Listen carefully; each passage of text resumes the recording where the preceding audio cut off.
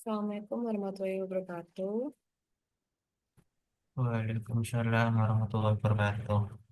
Oke, selamat sore, salam sejahtera bagi kita semua. Sebelum kita memulai mata kuliah metode penelitian pada sore hari ini, mari kita berdoa menurut agama dan keyakinan masing-masing. Berdoa dimulai.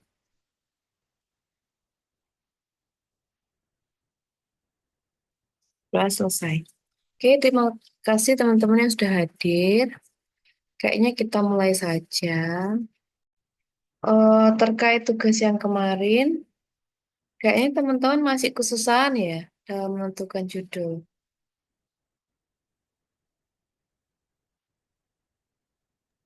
Iya, Oke, boleh sharing nggak susahnya itu di mana?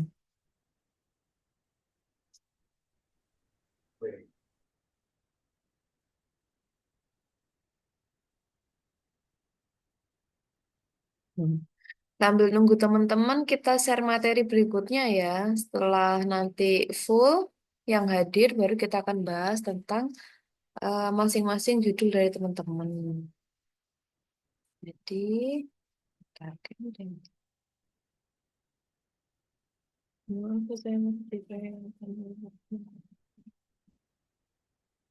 oke, nggak apa-apa Mas Adit.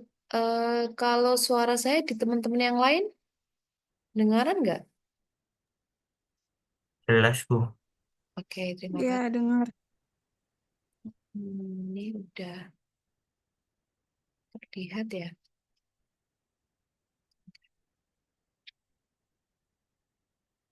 Nah, kalau kita lihat di RPS, setelah kita menentukan judul ya, judul yang kita inginkan, barulah kita masuk dalam merumuskan masalah. Nah, di dalam merumuskan masalah itu ada beberapa hal yang akan kita bahas. Yang pertama adalah tentang definisi, faktor-faktor, rumusan masalah, serta hipotesis gitu ya. Nah, kemudian kita masuk ke dalam definisinya terlebih dahulu.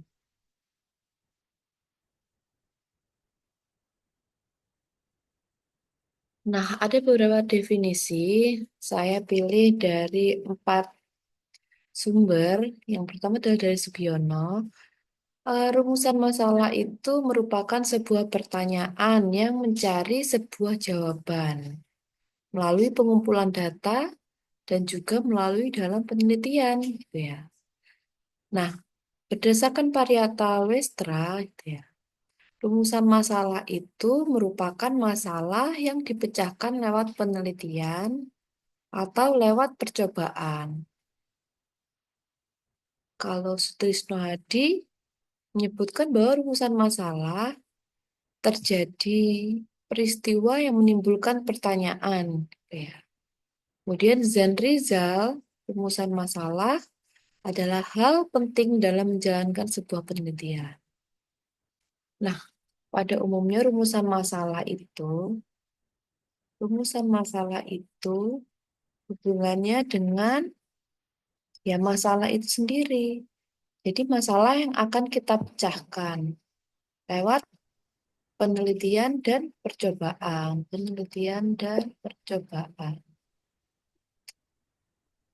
Jadi rumusan masalah itu hal yang sangatlah penting karena kita meneliti tanpa adanya rumusan masalah gitu ya, itu sama aja dengan bohong.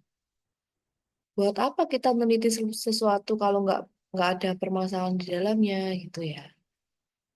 Nah, rumusan masalah ini tujuannya adalah untuk mengumpulkan jawaban-jawaban gini ya, untuk mengumpulkan jawaban dan memecahkannya lewat suatu penelitian.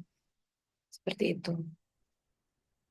Selanjutnya, jadi ada beberapa faktor yang akan mempengaruhi untuk penentuan rumusan masalah itu sendiri gitu ya. Di beberapa faktor internal, yang pertama adalah kompetensi penelitian. Jadi penguasaan teori dan konsep dalam bidang yang teman-teman teliti. Jadi pada umumnya ya, penguasaan teori sama konsep ini sangatlah penting di dalam penelitian. Karena kalau kita nggak paham teorinya, kita nggak paham konsepnya gitu ya, ini tidak akan sampai pada output ya, output penelitiannya teman-teman. Nah, kemudian kita perlu yang namanya motivasi. Motivasi dan dedikasi. Artinya kita perlu ketertarikan yang mendalam terhadap topik penelitian. Nah, maka dari itu kemarin saya sudah sempat mengatakan bahwa topik penelitian yang teman-teman ambil itu adalah topik penelitian yang teman-teman sukai gitu ya. Karena apa? Kalau teman-teman tidak suka sama topik penelitiannya, lah ini akan menghambat dalam pengerjaan penelitiannya. Terus yang ketiga adalah teman-teman harus bisa memanajemen waktu dan disiplin. Nah, mengapa setiap minggunya teman-teman akan saya beri tugas dari yang membuat judul, terus kemudian rumusan masalah, latar belakang, dan seterusnya. Itu bertujuan untuk menyusun jadwal dan rencana penelitiannya teman-teman sehingga tercipta realistis gitu ya. Nah, seterusnya untuk yang keempat adalah kemampuan analitis dan kritis gitu ya. Sama seperti teori dan konsep gitu. Jadi teman-teman ini harus mempunyai kemampuan dan keterampilan dalam menganalisis data atau informasi. Nah, yang kelima adalah kemampuan komunikasi. Nah, kenapa komunikasi ini penting? Nah, karena dalam menyusun proposal dan laporan penelitian ini ada yang namanya pengumpulan data. Nah, di dalam pengumpulan data ini, gitu ya, ada yang dinamakan pengumpulan data. Nah, di dalam pengumpulan data ini, teman-teman akan berhubungan dengan orang-orang yang ada di dalam objek penelitiannya. Misalkan di gedung Dispendik, ya, mau meneliti tentang gedung Dispendik, berarti teman-teman harus pintar berkomunikasi dengan entah itu karyawannya atau bidang perencanaan di Spendiknya, seperti itu. Nah, yang keenam adalah adaptabilitas dan resiliensi. Artinya teman-teman harus mempunyai kemampuan adaptasi. Karena apa? Untuk melakukan suatu penelitian, pastikan kita menemukan manusia atau orang-orang yang baru. Nah, teman-teman harus bisa beradaptasi di situ untuk meningkatkan komunikasinya teman-teman, gitu ya. Nah, kemudian ada faktor-faktor internal saling terkait dan mempengaruhi satu sama lain. Nah, peneliti yang berhasil umumnya memiliki kombinasi yang baik dari aspek-aspek tersebut, yang memungkinkan mereka untuk mengatasi berbagai tantangan dan mengoptimalkan proses serta hasil penelitian mereka. Nah, artinya faktor-faktor ini itu teman-teman harus bisa menghandle semuanya supaya, supaya output yang kita cari itu dapat dengan mudah terlaksana seperti itu. Nah, kemudian ada beberapa faktor penentu keberhasilan lainnya. Yang pertama adalah ini hal yang paling utama dan hal yang paling penting di dalam penelitian. Karena apa? Kita harus pintar dalam memilih metode yang tepat. Entah itu metode penelitiannya, baik itu kuantitatif atau kualitatif, serta kesesuaian metode dengan tujuan dan pertanyaan penelitian. Artinya metode yang akan kita gunakan untuk menunjang penelitiannya kita gitu ya. Nah, yang kedua adalah desain penelitian yang kuat.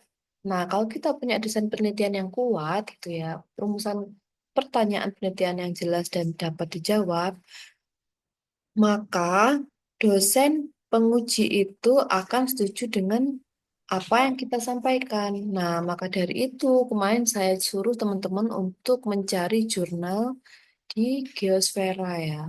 Di Geosfera, sorry, Google Scholar. Nah, kemudian adalah teknik pengumpulan data yang efektif, yang sesuai. Ya, misalkan teman-teman mau buat eh, metode pengumpulan data kuesioner, entah wawancara maupun observasi, itu ya.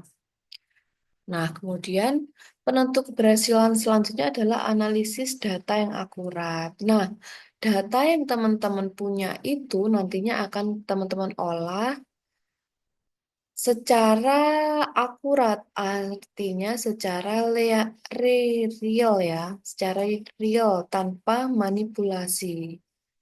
Nah, kenapa seperti itu? Nah, kalau teman-teman sudah pakai data yang real gitu ya, kalau teman-teman ditanya ini dari mana? Ini dari mana? Nah, teman-teman itu nggak akan kesusahan dalam menjawab. Tapi kalau teman-teman pakai data manipulasi gitu ya. Misalkan teman-teman ditanya, loh Mbak, ini datanya dari mana? Gitu. Nah, teman-teman akan merasa kebingungan gitu ya. Nah, selanjutnya teman-teman harus bisa memanajemen dan kualitas data. Artinya proses penyimpanan dan berkualitas data yang aman. Nah, data-data yang teman-teman sudah olah, data-data yang teman-teman sudah dapatkan itu harus dikoordinir dan disimpan di tempat yang aman, gitu ya.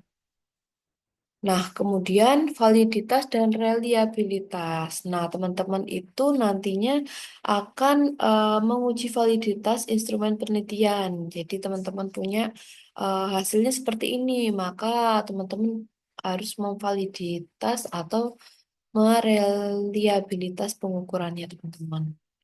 Kemudian yang ketujuh adalah fleksibilitas dan adaptasi metodologis gitu ya. Kesiapan untuk menyesuaikan metode berdasarkan temuan awal atau kendala yang muncul gitu. Jadi teman-teman kalau misalkan di tengah-tengah itu terdapat kendala, nah teman-teman ini harus bisa menghandle-nya, anggapannya seperti itu. Dan yang terakhir adalah etika metodologi, yaitu kepatuhan terhadap prinsip-prinsip etika penelitian dalam pemilihan dan penerapan metodenya. Nah, selanjutnya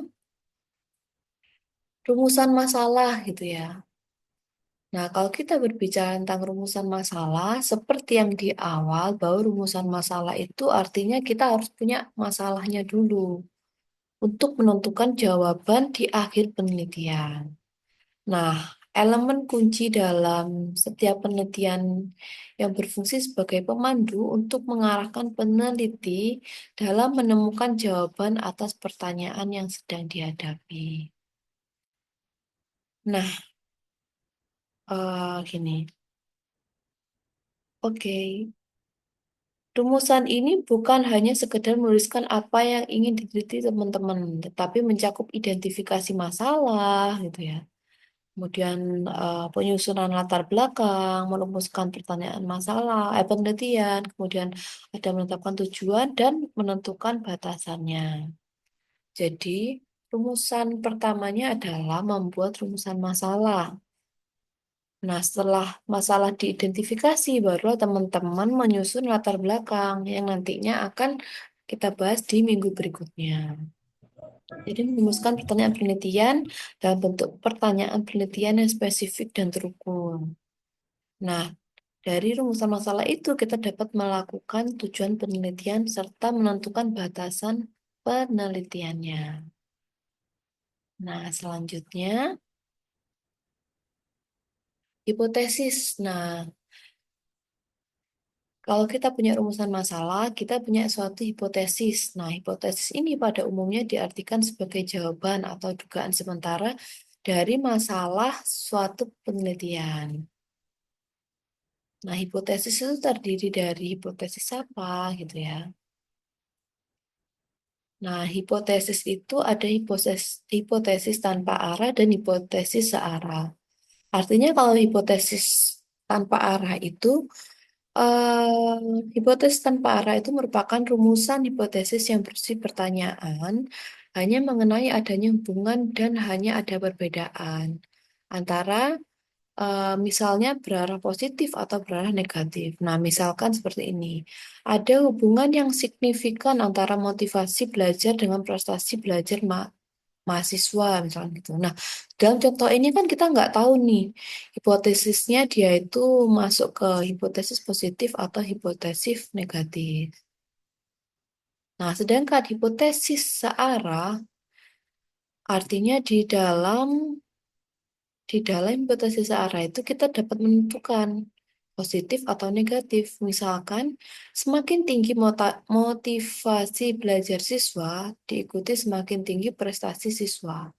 Maka ini mengarah pada hubungan yang positif. Sama seperti semakin tinggi konsep diri, diikuti semakin rendah agresivitas siswa. Nah, ini menghubungkan hipotesis yang negatif itu ya. Kemudian, nah, tugas untuk minggu ini adalah buatlah rumusan masalah dan batasan masalah dari judul penelitian yang teman-teman buat kemarin. Nah, karena sudah ada tugas yang kedua,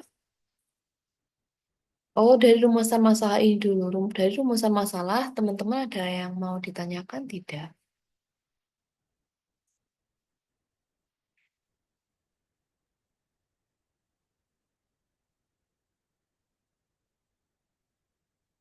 Oke, kalau nggak ada yang mau ditanyakan, saya mau membahas tentang judul yang teman-teman buat. Sebentar, saya share.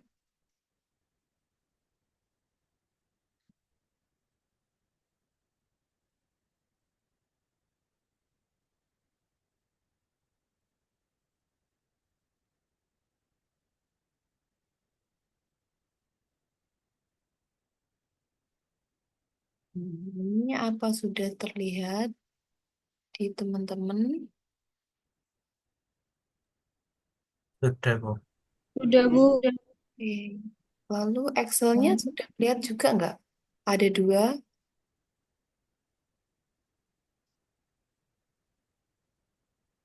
Lihat nggak Excel dan ini Google Form-nya? Iya. Iya, Oke. Bu. Kelihatan. Oke. Nah, jadi dari beberapa mahasiswa yang sudah menginputkan ini ada 27 jawaban. Nah, 27 jawaban ini terdiri dari 9 manajemen konstruksi, ada 8 transportasi, ada 5 hidrologi, 3 struktur, dan 2 jawaban geoteknik. Nah, oke. Selanjutnya kita masuk ke dalam jawaban pertama. Saya baru ngecek juga. Di sini ada, oh ini belum ada terisi ya. Bu, Dalam, Hadi belum, Bu. iya nggak apa-apa Mas. Ini kita coba bahas tentang kesulitan teman-teman kok.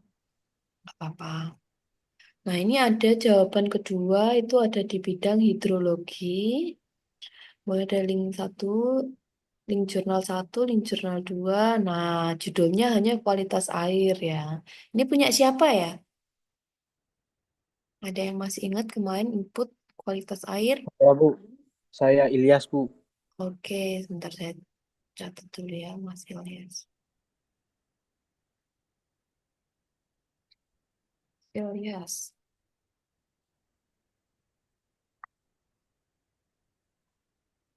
Wow, Mas Air. Oke, Mas Ilyas.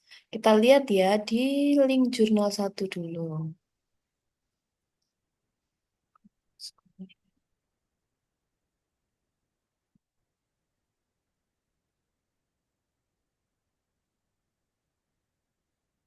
Kita lihat di link jurnal pertama, kita copy.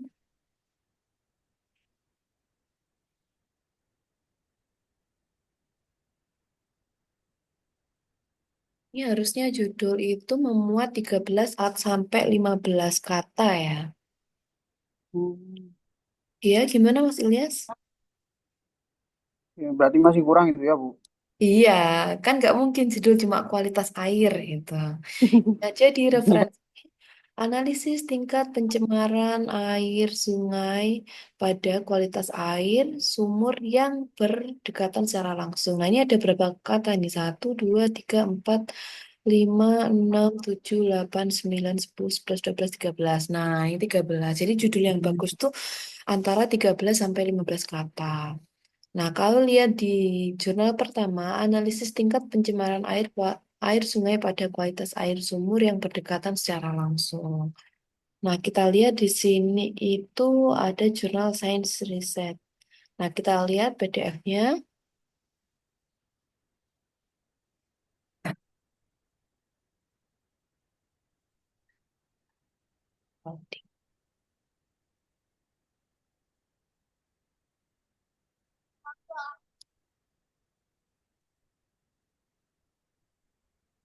Sambil kita buka di link jurnal kedua. Ini coba kita bahas satu-satu ya, teman-teman. Dari jawaban pertama sampai ke... Nah, ini permasalahan hidrologi di daerah aliran Sungai Kampar, suatu telaah multiperspektif. Nah, dari ketiga jurnal ini, Mas Ilyas itu dapat menyimpulkan seperti apa? Jadi permasalahannya seperti apa? Kemudian mereka itu pakai metode apa kira-kira? Mas Ilyas bisa menjelaskan secara singkat aja. Saya juga belum membuka satu-satu. Gimana Mas Ilyas? Halo. Belum bisa.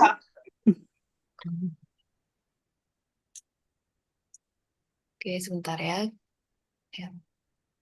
Permasalahan hidrologi di daerah aliran Sungai Kampar suatu. Nah, ini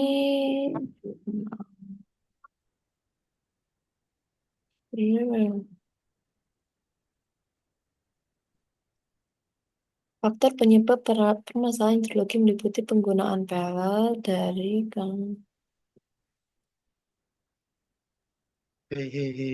Nah, oke, kalau dilihat dari judulnya, berarti ini lebih mengarah ke metode kualitatif ya. Karena di sini tidak ada seperti pengukuran kalau tidak salah, tapi di sini menyebutkan bahwa metode analisis yang digunakan adalah analisis deskriptif, meliputi proses editing data, kategorisasi, dan penafsiran data. Nah, ini lebih ke kualitatif ya. Hmm. Lebih ke kualitatif. Kualitatif. Nah, sehingga, dapatkan bahwa ada permasalahan hidrologi di sini. Permasalahan hidrologinya adalah berarti Mas Elias harus cari misalkan di salah satu eh, bisa di salah satu entah itu pemukiman warga atau di bagian apa namanya proyek daerah mana gitu ya. Nah, sehingga Ya. permasalahan hidrologinya itu di sini dapat kita lihat bahwa ada suatu pencemaran, kemudian ada banjir, ada erosi, abrasi, kekeruan, dan pendangkalan itu. Nah, terus Mas Ilyas juga harus melihat kira-kira apa faktor yang menyebabkan gitu ya. Nah, faktor yang menyebabkan itu kita saring. Ini ada beberapa faktornya. Nah, kemudian ada persepsi umum dari pemerintahan menegaskan bahwa dalam beberapa tahun terakhir ini kualitas air Sungai Kampar semakin memburuk. Nah, Mas Ilyas bisa mengadakan di sini entah itu kuesioner atau wawancara dari beberapa pihak-pihak terkait. Kalau di sini kan tentang pemerintah, berarti di sini em, bisa memakai kuesioner atau wawancara di suatu pemerintah misalkan di pemukiman atau dinas cipta karya gitu ya tentang perumahan. Nah, kira-kira di perumahan A ini dinas tersebut itu menilai perumahan tersebut itu seperti apa gitu ya. Nah, ternyata beberapa hal yang disebutkan oleh meliputi maraknya penebangan hutan, pembangunan yang bersifat parsial dan sektoral. Nah, secara umum persepsi para pihak memiliki persamaan gitu ya. Nah, dari sini Mas Ilyas nanti bisa mengadakan atau membuat suatu strategi. Kira-kira strateginya kalau misalkan ada permasalahan seperti itu, strategi yang dapat diambil untuk meminimalisir adanya pencemaran, banjir, dan erosi itu seperti apa gitu ya. Nah, dari sini Mas Ilyas